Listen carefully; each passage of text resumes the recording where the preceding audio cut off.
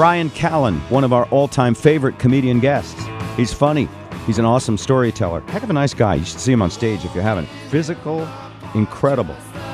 You know him from The Hangover, one of the two movies that we can watch over and over 100 times. You know him from Mad TV, Comedy Central, HBO, Showtime, and all the big late-night talk shows. This weekend, Bryan headlines at the new Parlor Live Comedy Club in Seattle. A chance to see him in Seattle. All right. For tickets to catch a show tonight or tomorrow, go to parlorlive.com at bobrivers.com. Bryan Callen, good to see you. Good to see you, my friend. Congratulations. I hear you're riding off into the sunset here. Well, I'm stepping away, but everybody says I'm retiring, so I'm going with it. I like it. Well, no, I saw there's a beehive. There's a bee kid out there. Who's raising bees? I do. You raise bees? Mm-hmm. It's impressive. You haven't seen my bees. I would know. They're very sickly. Are they? No, well, I'm not a very good beekeeper because you got to be like a helicopter parent. You got to protect them from the mites, and you have to do. And I do a sort of a half-ass job. You do. But I get honey. Would you like some of my honey? I would love some of your honey. I have love some in the raw car honey. for you. Fantastic. So it's good to see you. It's good to see you, my friend. You are inspirational. I must tell people, Bryan is not just a great guest. He's one of our favorite guests, but also one of my favorite people to actually go see. Oh, that's so nice. Every time you're in town. That's so flattering. Thank you. Well, I appreciate that. You command the stage. You must be like in a trance when you're up there. I think so. I think what happens is, I've been doing it so long now, and I think the idea is to continue to try to just tap into what's authentic. Like somebody said, well, how do you write stand-up? And I say, well, I think if you try to be funny, you're going to get yourself in trouble. I like asking questions. What am I ashamed of? What am I afraid of? Who would I rather be? Those are the questions. Is this how you begin your writing process? Always. You tap into those questions, those real and honest questions. What was the influence of my father? That's a huge part of it. I wanted to be a real man. I thought a real man was what my father was, a prototype, a giant Marine. Just a giant. My joke is he was so hairy he could walk up to a beehive, in fact, and he'd just have to cover his nose and just raid it. He wouldn't be like a bear. Literally, I'll just cover my nose. An animal. I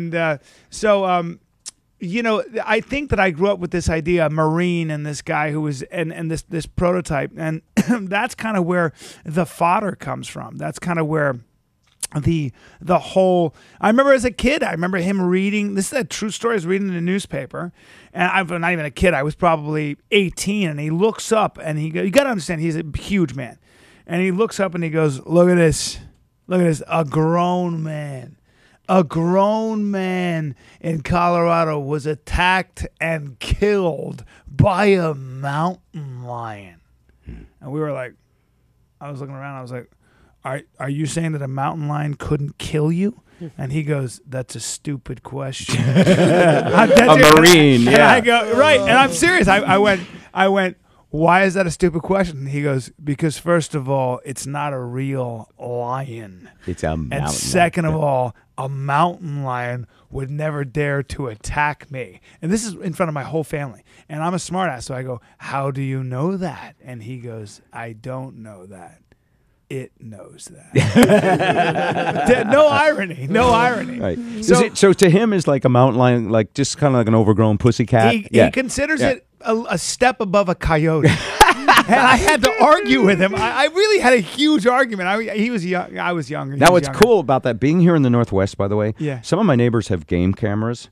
And they will take pictures, and there's 250-pound mountain lions. It's no joke. It's not the little cool little forest fire cats you have in the, they're going to kill you. You don't give me a Marine or a UFC fighter, you're going to die. Yeah. Right? The reason he doesn't have to prove it, though, is because they're like, why would I bother with a human? See him. That's exactly right. You never see him. They just disappear. Well, I think he was kind of saying that he's such an alpha that a mountain lion would choose the other dude. Yeah, you know seriously. What I mean? There's a bunch of soft, chewy, pudgy white people running around. And then there's this bear of a man. Joe's got gravy stains on his shirt. Joe's getting the mountain lion attack. The mountain lion figures deer meat tastes a lot better than human. I mean, they'd have to be desperate. That's exactly right. To get it. And I think deer meat's a lot better than human too.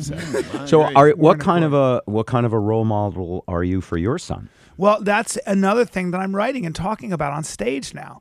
The idea of how do you raise a man in 2014, where our DNA. You don't do it like. I don't think that's it. You've got to find what your child, what is his natural proclivity, right? So first of all, the traditional masculinity is outdated. I mean, testosterone is a useless substance. We're producing it, but we're not keeping up with technology. You don't have to hunt and fight to stay alive anymore, but we're still creating and producing all this caveman energy. So you better learn where to. My job is to be able to steer him in the right direction, because if he doesn't know what to do with his caveman energy, he's going to do crazy stuff like put a fin on the back of his Honda Accord, right? I see those people out there. Yeah, You're right. that guy doesn't know what to do. He's like, I'm going to put a fin and a racing muffler, and I'm going to put feathers all over my car. It's and make very it bigger. sexy. It's the right thing very to do. hot. So, Right? so would truck nuts fall into that category too? Well, that's actually that's not really, because that's just a good sense of humor. I like truck nuts. But, wow. but So again, what is your son good at? Well, he's good at he's musical. And I know you guys are musicians, so I gotta. And again, as his father, look, he's musical. I'm gonna push him toward an instrument that gets him laid: the drums, the guitar, the piano, not the flute, because that makes you want to tiptoe, not have sex, right? I'm sure you need it. Or the tuba. I was thinking about that. Great instrument, I guess, but nobody wants you in their band. It's not like Or I went to see the Bob Rivers band. I could have used more tuba. I'll tell you one thing, though. A good tuba player can write their own ticket. I got a Is that right? friend on scholarship at University of Nevada because he's a tuba player. And You need a excuse me, tuba the player. Ohio State University has the best damn band in the land, and the star of the show is always the tuba player. Is that right? Oh, yeah. Yeah, Is that right, you man? wanna- I stand corrected, because I thought I was gonna have to go to football games to have my son be like, oh. They got two notes and they're right behind the dude who's doing that tambourine thing. Clang, clang. Yeah. If he can't run the football, have him play the tuba, because that's a full ride scholarship. But he's not right getting there. Miguel up into his room like, I'll play his solo on my tuba. No. That doesn't make her obvious. No, he gonna looks work at with the her, looks at lady. her and does this. That's I what got gets the her lips, up. That's baby. what gets her How up old to is the he room. now? What's his 3. first name? 3? 3. Don't You give already her tuba planned yet. that. You're planning him getting laid at 3. I'm a bad It's guy. a little I'm a bad early. guy. Yeah. I'm looking ahead, man. I'm looking ahead. It's like my daughter is. I can already tell she's going to be beautiful. Are you- I can see are the you- wolves on the hills. Yeah. Have you ever contemplated adoption? Because I could use a man like you in my life to steer me toward masculinity. You're adorable. Thank right you. to bed. By the way, I'm impressed with Skinny over here. Yeah, they're both losing weight. Look at Joe. It's impressive, Yeah. guys. Yeah. I haven't taken you in usually. I don't check you out the way I check Spike. I check Spike. I really hump with my eyes, if you know what I mean. The last time you were here, Brian, I remember a pretty in-depth discussion out there that you were talking about your diet and stuff, Yeah. and you're pretty particular. And I was pushing 300 pounds when I heard that. He's almost 100 conversation. pounds less than last time. That's Some. He's like incredible. Yeah, I'm about 60, 50, 200 now. whatever. 50-some, 50 yeah. pounds less. Yeah. That's And impressive. yeah, and you and I have discussed this because you're very physical. Are you like paleo diet? What do you do? I'm not. Yeah. I don't like getting crazy about that stuff. I think it's important to, you've got to, if you start doing that stuff, I find that people who get into the paleo stuff, they tend to be a bit religious about their conversion, right? And it's usually because they were heavy or something happened, and Right. they And this has helped them. So Yeah, it and becomes it's a- great, and I think it's probably good for you. But I think that it's a little something called moderation. Don't go Ooh. crazy. Yep. Don't go crazy. But if you In could- America? I will. Well, that's the problem. But I've spoken to a lot of scientists. I mean, people who do primary research with oncologists and people like that on my podcast.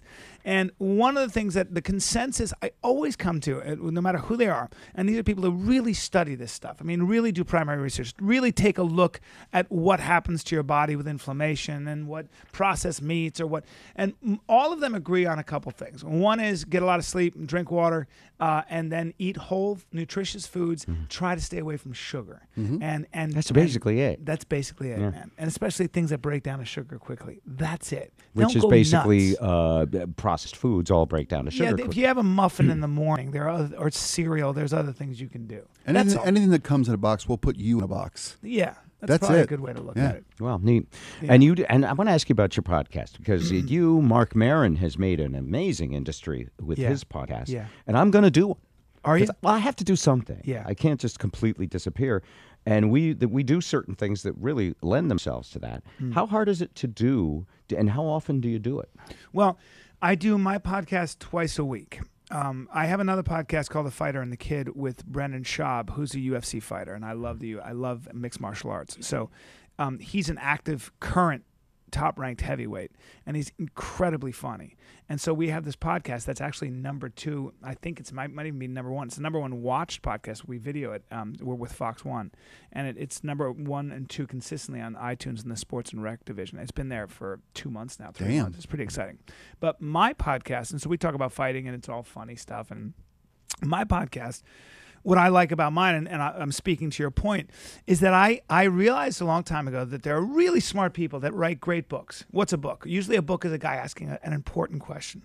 He's saying what's wrong with the world, and then if it's a good book, he's coming up with a solution, or at least solutions.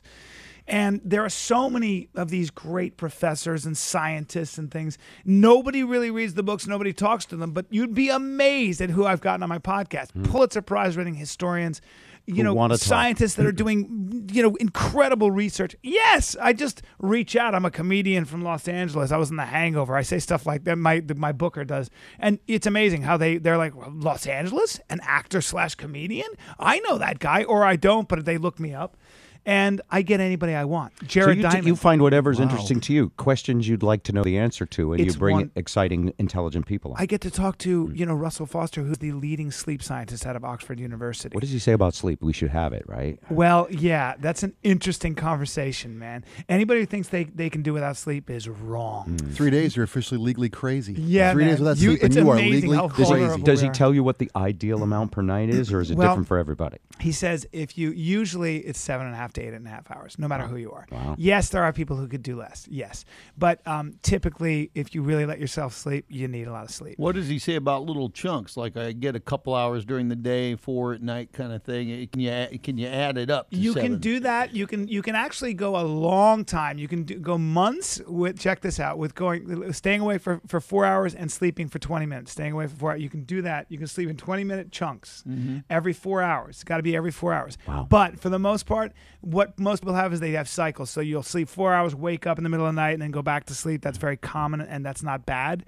But the main thing is light. Light, he's the first scientist to discover that blind people should never take their eyes out. Sometimes they do because of infection. And what you do is you want the cones. We have receptors that actually can regulate your circadian rhythms, because even though you can't see with those cones, they absorb light and they can regulate your body. So light is everything. Shift workers, people who stay awake all night and work, never ever get used to that. Never physiologically Doesn't never happen. get it. They have high rates of cancer. They don't all kinds of problems. So, and we don't care about them because they're not listening to us. That's exactly right. So basically, start with lower light when you go to bed for a half hour before that, and then try to get as much sleep as you can. See Bryan this weekend at the Parlor Live, and we will link to your podcast too. It sounds like fascinating stuff. Yeah. You're also doing a ton. I mean, you're pretty busy. You're on the Goldbergs on ABC, The Kingdom on DirecTV. Yeah. And are you also doing a movie now, or just finished one? I just finished a movie called My Man is a Loser with John Stamos and Michael Rappaport. And if you ever have a chance and they say, come do a movie with John Stamos, it's fun to watch John Stamos walk around New York City. And he wears like linen. He's one of those guys who never really sweats. It's 1,000 degrees, and I wear linen in about 30 minutes, it's yellow and wrinkled. Right. Go better when Tritter. Are you kidding? Yeah, exactly. White. I can't wear anything. The guy will show up in a white. I literally started to try to dress like him, but then I realized he's got a lot of money. Don't bother. It's Stamos impossible. is a terrible kisser. You don't want to be with Is that right? I love it. Mm-hmm. I love it.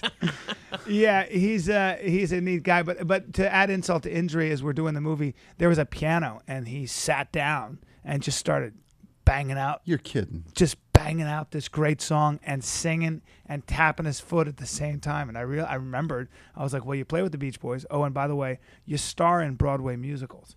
So I almost punched him in the face just on principle. Just out of jealousy. If you have a chance to see him, don't miss it. I swear to God, it's an amazing show. Bryan Callen is at the Parlor Live, Seattle, tonight and tomorrow, 7:30 and 10 p.m. I know there's a little traffic downtown. There's some boat race going on, but don't miss this show.